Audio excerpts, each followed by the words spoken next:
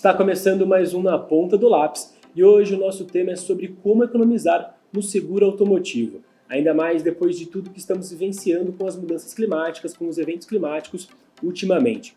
Por isso, ao meu lado está o professor José Augusto Ruas, coordenador do curso de Economia da Facamp, que vai nos explicar melhor sobre esse assunto. Professor, eu acredito que esse tema está em alta, né? Está sendo muito pesquisado, ainda mais depois de tudo que aconteceu no Rio Grande do Sul, né? Pois é, na verdade isso já é um tema que já vem sendo discutido não só no Brasil, tá?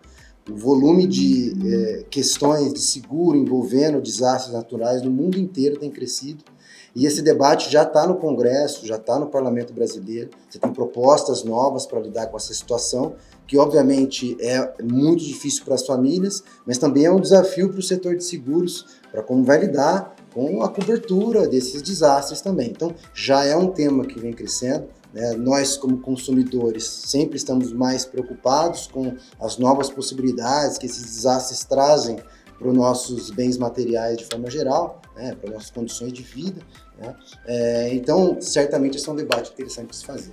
E esse assunto é uma dúvida muito comum dos condutores, eu acredito, na questão da cobertura em caso dos desastres naturais, o que aconteceu lá no Rio Grande do Sul, né? Pois é, as imagens são terríveis, né?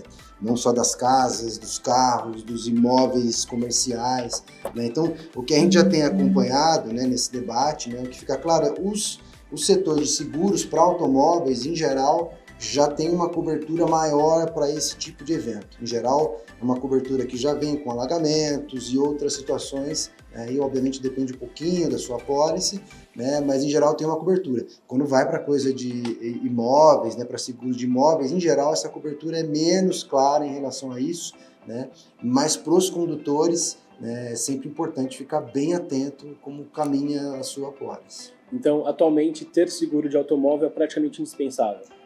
Isso é sempre uma questão de risco, né, Rafael? No fundo, qual é o risco que você está disposto a assumir? Se você não tem um seguro do seu automóvel, certamente você fica vulnerável a essa situação. Ontem mesmo eu estava conversando com meu filho sobre o assunto e ele me perguntava quanto você já gastou com seguro nos últimos anos e quanto você efetivamente usou. Então ele percebeu a conta. A conta eu poderia eu mesmo fazer uma poupança e no dia que eu tiver um sinistro grave arcar com essa poupança que eu fiz? Ou não? É mais fácil você ter esse seguro? Então, aquela pessoa que vai tomar essa decisão sobre os seguros, no fundo ela está tomando uma decisão de gasto agora ou um risco depois. E, obviamente, esse risco varia de pessoa para pessoa. Então, tem pessoas que deixam o carro na garagem o dia todo, saem muito pouco. Então, o seu risco efetivo é menor.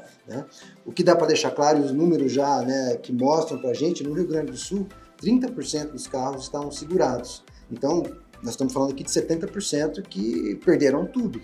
Essas pessoas apostaram que um sinistro desse tipo não viria, ou não tinham condições de arcar com os gastos de um seguro naquele momento. E nesse momento vão ter que pagar com tudo.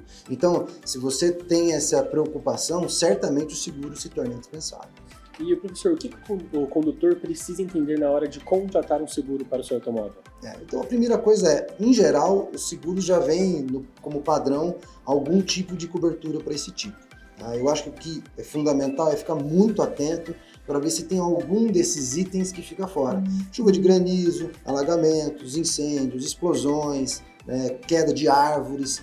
Então são eventos que vão aumentar com o aquecimento global e com os desastres naturais que se avizinham. Então é importante, quando você estiver lendo essa pólice, que você tenha ciência de quais são os itens que estão cobertos.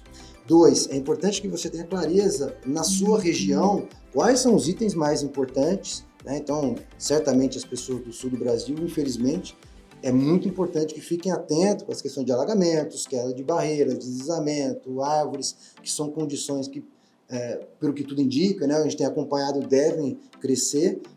Mas em outras regiões podem ser outros itens, pode ser um risco de incêndio, por exemplo. Então é muito importante ficar atento se tem algum desses itens que não estão incluídos. 2, é importante ficar atento para ver se a franquia que você vai pagar em caso desses sinistros, ela é maior ou não. Então como é que a seguradora trata isso?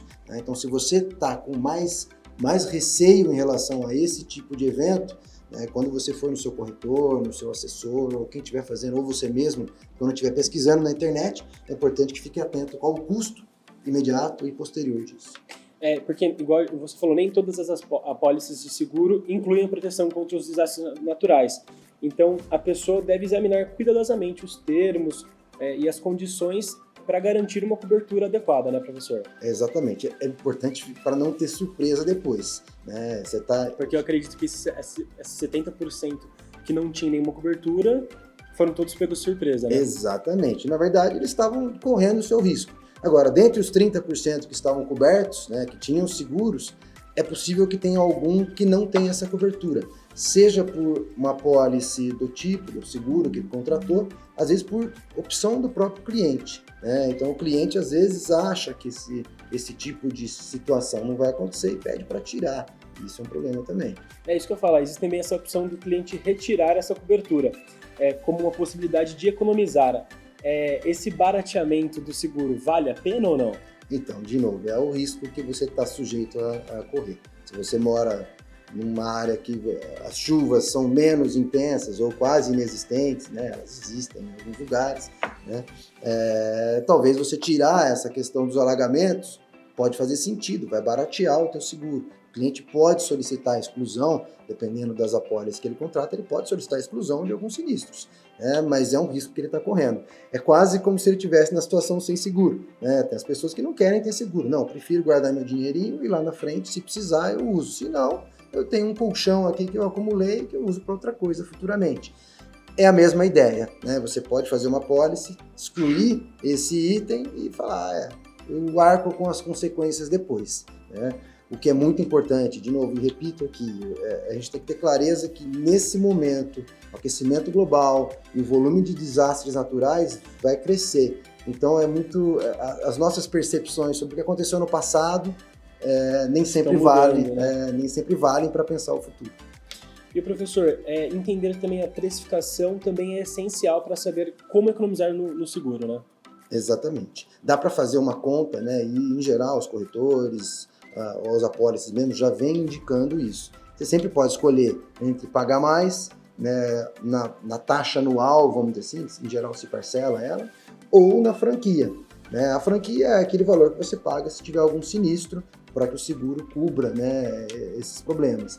Então você sempre pode arbitrar essas duas coisas, pagar menos anualmente, e aí se tiver um acidente, a franquia fica maior. E é importante que o cliente tenha clareza, né, as pessoas tenham clareza sobre isso, porque o valor da franquia também é o limite do tipo de acidente que você tem coberto. Eu estava explicando de novo isso para o meu filho ontem. Olha, a minha franquia fica, digamos, perto de R$1.000. Se eu tiver algum acidente, quebrei a lanterna do carro fica menos de R$1.000, não compensa acionar o seguro. Então, nessa situação, eu arco com as consequências também. Sempre que você paga mais no valor anual, a tua franquia fica menor. Você está mais protegido com qualquer tipo de acidente, né? Mas no fundo é isso. Eu, felizmente, faz muitos anos que não tenho nenhum acidente, né? E aí a gente sempre fica olhando, eu estou pagando esse seguro à toa, né? Mas alguma hora pode acontecer e eu, felizmente, estarei protegido. E, professor, e o que é melhor? Um seguro com franquia reduzida ou um seguro com uma franquia normal? Essa é uma conta que sempre que você bate o carro, você vai falar, se eu tivesse pegado uma franquia menor, agora eu estava mais feliz. Mas, durante o ano, você tem que avaliar também aquela parcela que cai todo mês no meu cartão de crédito lá, e esse cartão que está caindo aqui para mim. Então, de novo, é sempre a percepção de risco do cliente. As pessoas, em geral, têm percepções diferentes. A pessoa que se acha mais sortuda, eu nunca vou bater o carro, nunca vai cair uma árvore, nunca vai acontecer. Então, ela tem uma percepção de que aquele gasto que ela coloca todo mês lá, aquilo é muito caro. Então, ela prefere ter uma franquia maior quando ela aciona o seguro, né? Então, é sempre aquela pessoa que é muito cautelosa, tem muito medo e acha, não, eu sou azarado, vai cair uma árvore no meu carro, já caiu 2 árvores no meu carro, vai cair uma terceira. Então, essa pessoa, em geral, prefere uma franquia menor, prefere pagar mais ao longo do ano para se proteger. Isso é sempre um cálculo de cada um. No limite, aquele que acha que é muito sortudo, prefere ficar sem seguro nenhum. É uma conta que cada um tem que fazer. Então, a pessoa, é legal a pessoa conversar com a seguradora, o estilo de vida que ela tem, para ver qual seguro se encaixa melhor no estilo de vida dela, né? O segurador sempre vai fazer isso, né? Ele vai saber, porque no fundo, os jovens em geral, estatisticamente, têm mais acidentes de carro. Então, o segurador vai cobrar mais caro do seguro para o jovem. As pessoas que têm carro estacionado em garagem fechada na sua casa, certamente elas terão uma pólice mais barata, porque o carro fica protegido no período noturno. Pessoas que têm estacionamento, seguro sempre pergunta, estacionamento no local de trabalho, seu carro é utilizado para uma atividade comercial, você viaja com ele ou não, tudo isso vai pesar na conta. Os carros que ficam mais vulneráveis, que andam mais, que são na mão de jovens, em geral, tem um índice de acidente maior. O segurador vai cobrar mais por isso. Mais caro. Certamente. E, professor, cotar e comparar os preços entre as seguradoras é uma maneira de economizar sem ser prejudicado, né? É fundamental. Isso é fundamental. Então, se você tem um bom corretor de seguros, se você tem um assessor que faz isso para você, às vezes no banco, então... Por exemplo, recentemente o meu gerente de banco ficou me ligando, falou, você não quer fazer uma cotação aqui? Nós temos um parceiro aqui com 20% de desconto para você. Então, sempre é importante, se você tem uma instituição financeira, se você tem um corretor, um amigo corretor, então é sempre importante que você pesquise bastante. É possível que encontre promoções vinculadas a alguns desses escritórios ou bancos, e é possível que você encontre mesmo na internet, às vezes é um cartão de crédito que você usa, então é importante pesquisar bastante, ver as variações, imaginar qual é a avaliação sua de risco do seu acidente, né? Se você é mais jovem, tem um histórico menor de motorista, tome cuidado, porque, enfim, obviamente você nunca bateu o carro, né? Mas faça isso com muito cuidado, com muito critério. Isso é fundamental e acho que todo mundo consegue fazer. Professor, a realidade financeira também influencia na questão da pessoa ter uma franquia reduzida ou uma franquia normal, né? Sim, sim. No fundo, a sua capacidade de organizar suas finanças e fazer uma poupança pessoal e estar preparado para eventos com uma franquia aumentada, por exemplo, ela é importante. No limite, de novo, ela é sempre a escolha entre ter ou não ter seguro. Se você não tem seguro, você vai arcar com esses custos. A pessoa que é prevenida e tem condições de fazer essa poupança, no limite ela pode falar, olha, eu vou guardando anualmente um valor e lá na hora que eu bater o carro, ou meu carro foi roubado, eu compro outro, porque tem uma poupança exclusiva para isso. No limite, a franquia maior também é isso. Ele paga menos ao longo do mês, mas ele vai fazendo uma outra poupança que é dele e pode usar ali. Também está associado com a incapacidade de pagar um valor maior anual. Então, ele prefere arriscar, ter uma franquia maior, porque ele também não tem condições de fazer uma outra poupança mensal, pagando mês a mês o seguro. Então, óbvio, aquilo que você consegue guardar do seu dinheiro, né, é sempre fundamental saber aí. Agora, o risco do sinistro ainda não desaparece, porque você pode bater o carro todo ano. Se você bater o carro todo ano, você vai precisar do seguro. E professor, então qual seguro cobre eventos climáticos? Como que a pessoa faz para receber esse seguro? Essa é uma discussão que veio bastante à tona agora nos últimos dias, né? E, em geral, os seguradores têm mencionado isso. Em geral, o padrão é que tem alguma cobertura, né? Mas é muito importante que o cliente sempre observe quais são os itens no descritivo, quais são os itens de desastre natural que estão efetivamente cobertos. Eu acho que isso é o fundamental. No caso do seguro de automóveis, esse é o ponto. No caso do seguro de imóveis, aí tem muito mais restrições, né?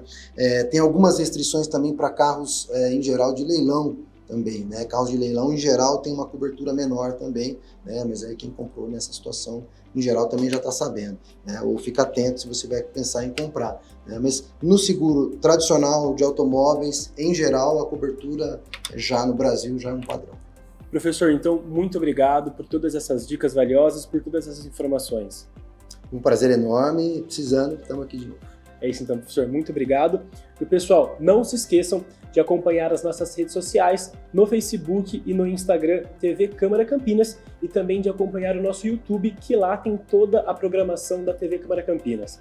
Um abraço e até o próximo Na Ponta do Lápis.